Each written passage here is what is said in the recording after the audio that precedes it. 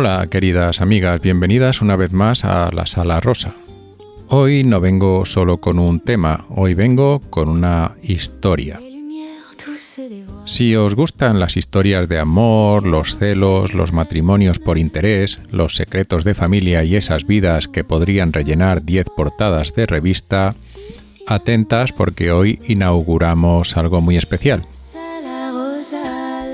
La primera podcast novela de la Sala Rosa.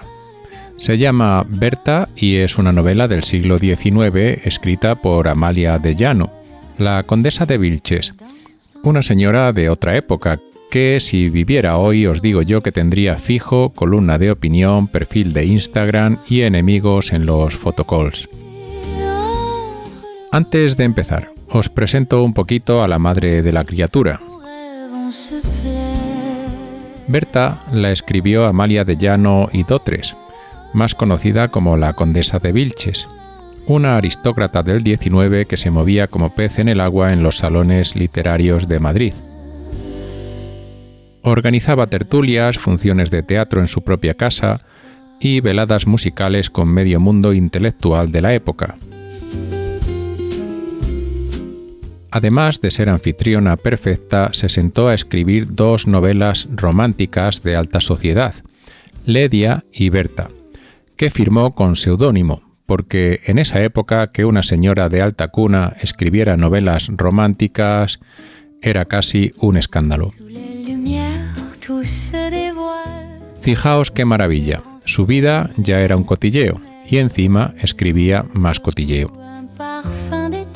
Si habéis ido alguna vez al Museo del Prado es muy posible que la hayáis visto sin saberlo. Ese retrato precioso de una mujer con vestido claro, mirada intensa y aire de heroína romántica, pintado por Federico de Madrazo. Es ella, una celebrity del 19 que posaba como nadie.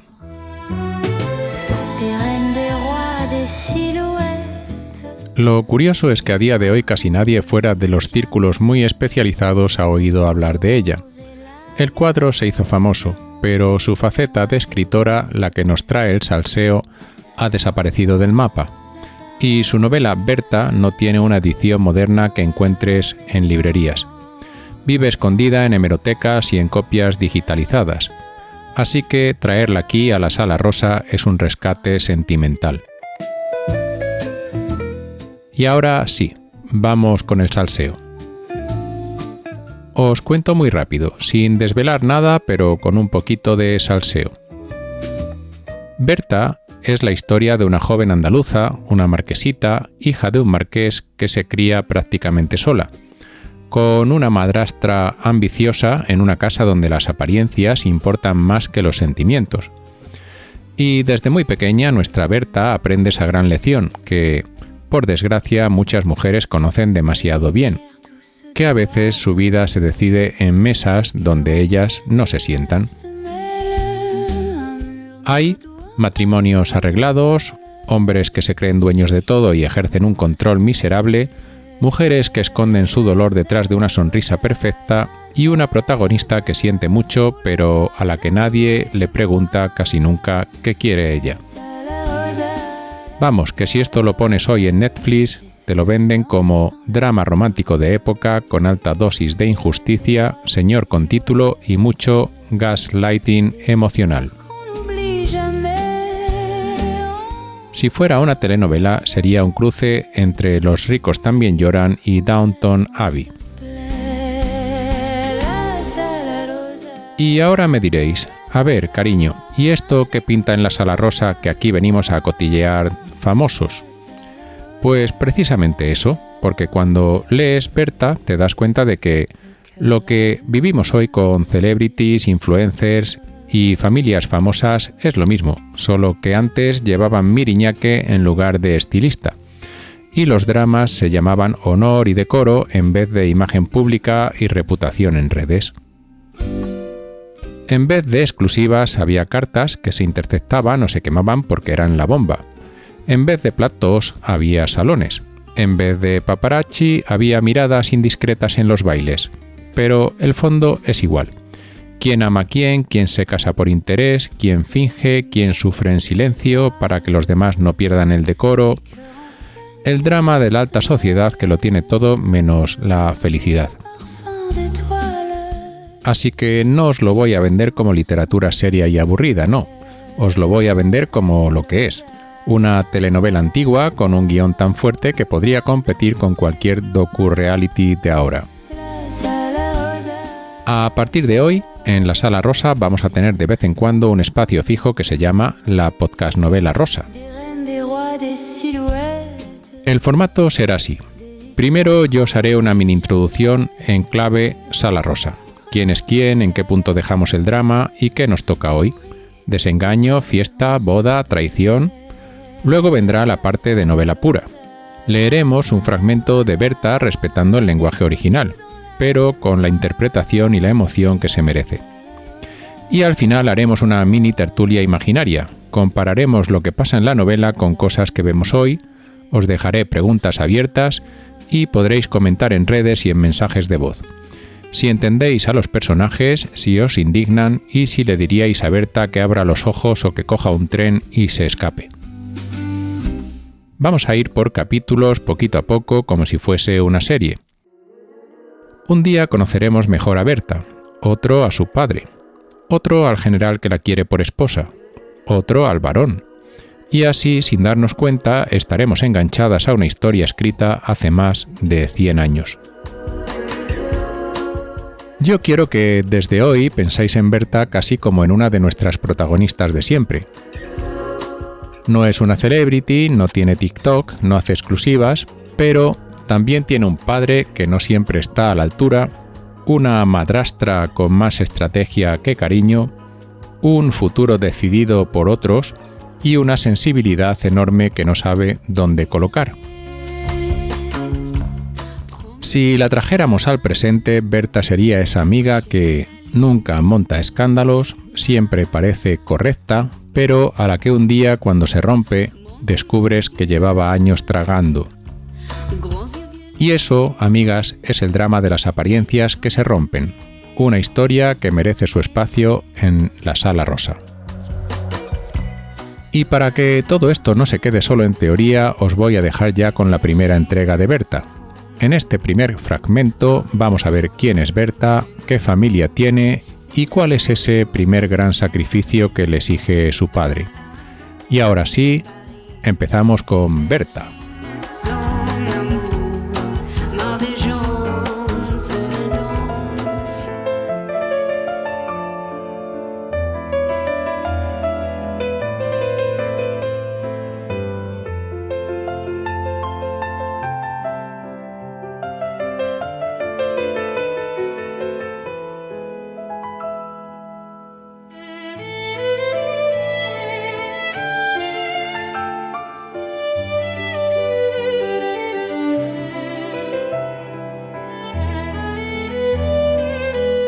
Era Berta hija del marqués del Cerro, único heredero de una antigua y distinguida familia del reino de Granada, tan noble como pobre, quien se casó por amor, eligiendo entre otros partidos mejores que se le ofrecían, a una joven hermosa, sencilla y buena, que murió a los 8 años de casada, dejando como único fruto de esta unión una niña de 7 años.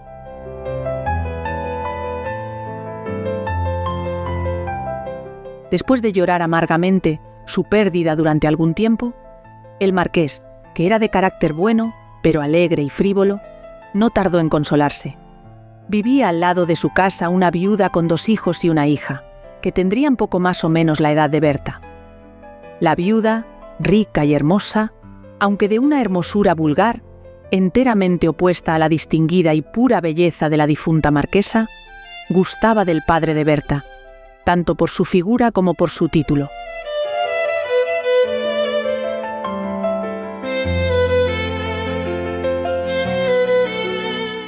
Siendo su pasión dominante el orgullo, se propuso poner en juego cuantos medios tuviese a su alcance para casarse con él, empezando por tratar de granjearse el cariño de la inocente niña, invitándola a menudo a ir a su casa para jugar con su hija Elisa.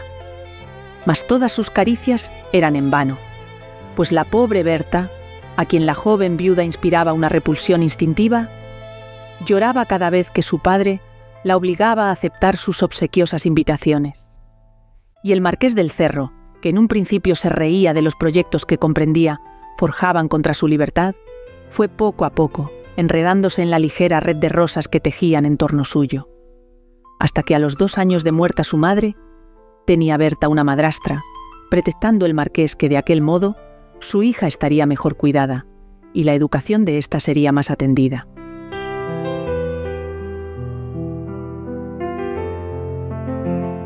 Aún en los casos más absurdos, nunca le faltan al hombre razones para probar que ha obrado bien.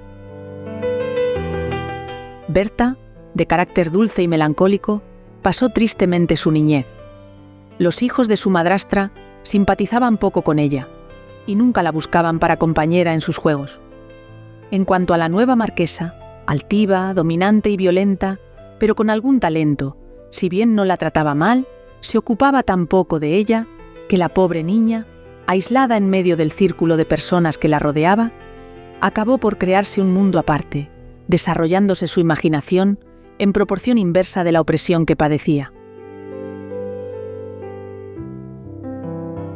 Apasionada y sensible con exceso, sin tener jamás con nadie un momento de expansión, ni sentirse vigilada por la constante solicitud de una madre que habría dado otro giro a su carácter, sacándola del mundo ideal que se forjaba para hacerle entrar en el de la realidad, Berta, que según iba creciendo, comprendía la diferencia que existía entre ella y las personas que la rodeaban. Se reconcentraba cada vez más en sí misma, no permitiendo a ninguna mirada profana iniciarse en los secretos de su joven corazón, demasiado sensible, ni de su imaginación apasionada y vehemente.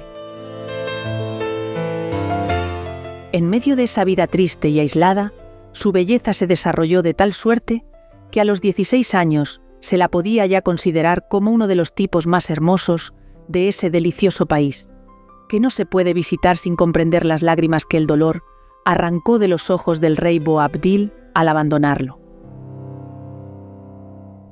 Alta y majestuosa al andar, su talle, flexible como el de una palmera, formaba 1000 graciosas ondulaciones. Su color era moreno claro, pálido, pero con una tez tan fina y transparente que casi se veía correr la sangre por sus venas. Largas y sedosas pestañas sombreaban dulcemente sus grandes y brillantes ojos negros, formando en torno de ellos como una ligera tinta de azul oscuro, que daba a su mirada una tierna y lánguida expresión.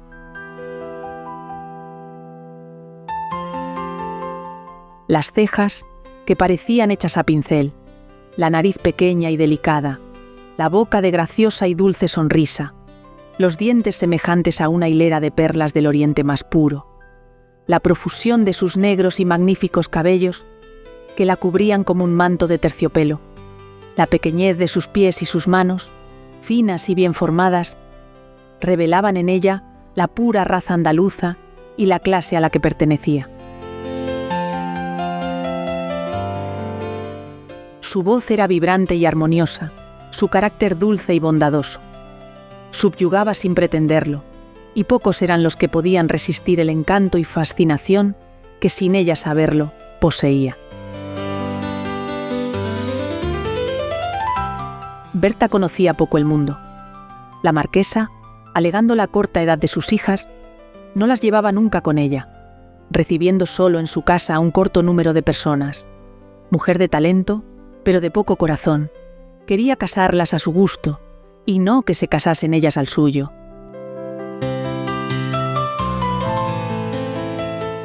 Entre los que frecuentaban más asiduamente sus salones, se encontraba el general de Almar, capitán general de la provincia, hombre ya de unos 60 años y poseedor de una fortuna considerable, pero cuya mayor parte se encontraba comprometida en un pleito que hacía años sostenía contra un pariente suyo.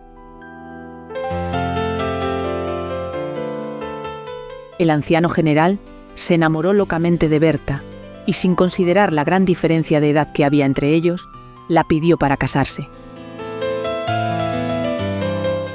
Nada podía convenir mejor a los planes de la marquesa, que de un golpe alejaba del lado de su hija a una rival peligrosa, asegurando al propio tiempo a sus 2 hijos, que acababan de salir de un colegio militar, un firme apoyo en su carrera, sin que turbase ni un instante su reposo la idea de que esta unión a todos favorable, iba a hacer de su hijastra una víctima.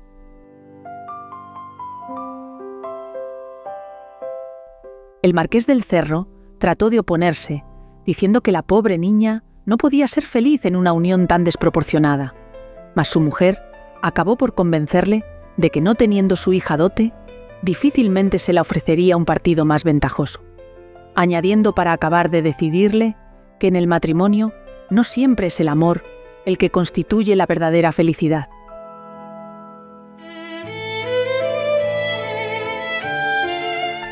De esta suerte, le fue concedida al general la mano de Berta, sin que nadie se preocupara de consultar antes su opinión.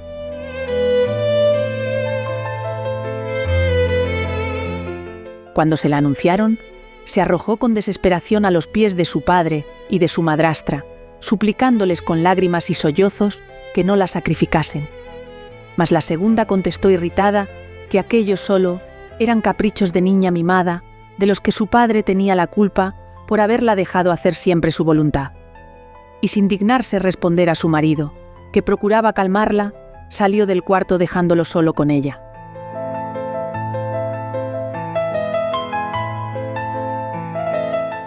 No sintiéndose el buen marqués con energía suficiente para sostener una lucha seria contra su mujer, estrechó a Berta entre sus brazos, suplicándola con ruegos y caricias que meditase bien en las ventajas de la unión acordada, unión de la que dependía acaso la felicidad y el porvenir de toda su familia.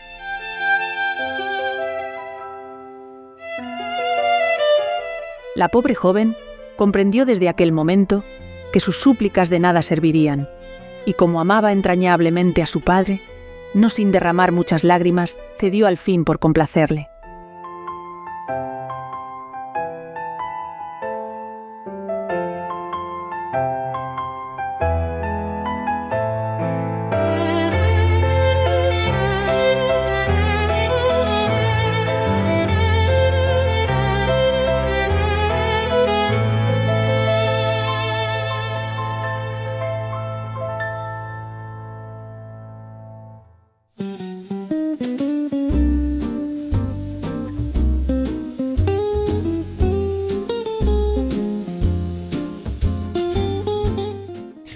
Y ahora, como os prometí al principio, vamos a hacer nuestra mini tertulia imaginaria. Hemos dejado a Berta hecha un mar de lágrimas, con un padre débil, una madrastra ambiciosa y un general de 60 años dispuesto a casarse con ella. Y ahora toca mirarlo con ojos de hoy, con ojos de vida rosa real. Os voy a dejar varias preguntas abiertas para que penséis, os indignéis, os riáis un poco si hace falta y luego me contéis en redes o en mensajes de voz qué opináis. La idea es comparar lo que pasa en la novela con cosas que seguimos viendo hoy, en revistas, en redes y en nuestro entorno más cercano. Primero hablemos del padre. Él, en viuda, sufre, pero no tarda demasiado en consolarse con la vecina viuda, rica y ambiciosa. ¿Entendéis al marqués del Cerro que quiera rehacer su vida tan pronto? ¿O pensáis que está traicionando un poco la memoria de su mujer y la tranquilidad de su hija? Si fuera vuestro padre en la vida real, ¿le perdonaríais esa elección o le guardaríais rencor? Luego está la madrastra, esa vecina que se enamora del marqués, pero que sobre todo ve el título, la posición, el estatus y que empieza por intentar ganarse a Berta para llegar al padre. Preguntas. ¿La veis como una villana total de cuento clásico o como alguien muy de hoy, calculadora pero jugando con las cartas que le ha tocado? ¿Os suena actual esta estrategia de acercarse a alguien a través de sus hijos para conquistar a la pareja? Vamos ahora con el general. Un hombre de unos 60 años con poder, con dinero o al menos con apariencia de seguridad, que se enamora de una chica de 16 y la familia decide por ella. Os propongo este juego. Cambiad general de 60 años por empresario famoso o figura mediática de hoy. ¿Os sigue pareciendo un matrimonio desproporcionado o lo veis como un buen partido? Y otra frase clave es la que dice la madrastra, que en el matrimonio no siempre es el amor lo que da la verdadera felicidad. ¿Qué pensáis de eso? ¿Lo veis como un consejo práctico o como una frase que os da alergia inmediata?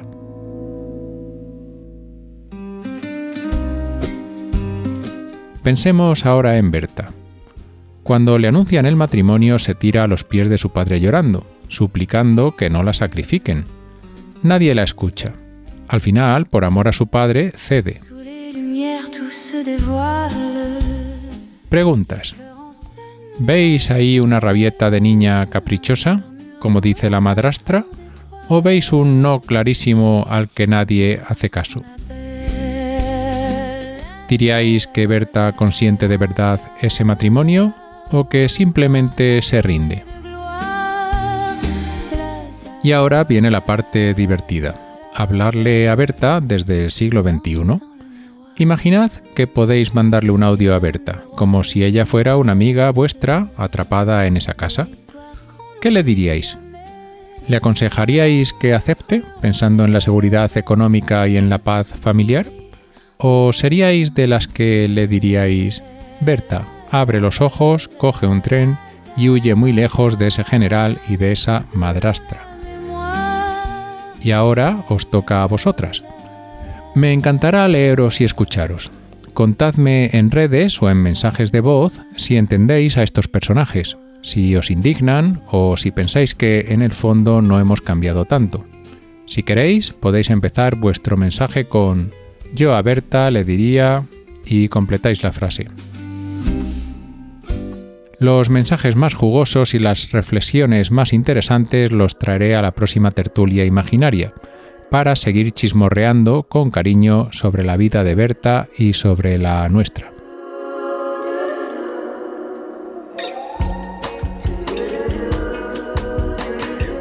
Y bueno, pues hemos llegado al final de esta podcast novela rosa. Espero que os haya gustado y, como siempre, me despido.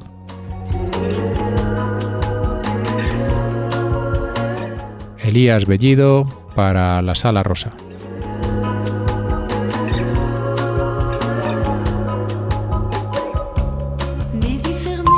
Hola Elías, solo quería mandarte un mensaje para felicitarte por esa idea de subir la novela de la Condesa de Vilches.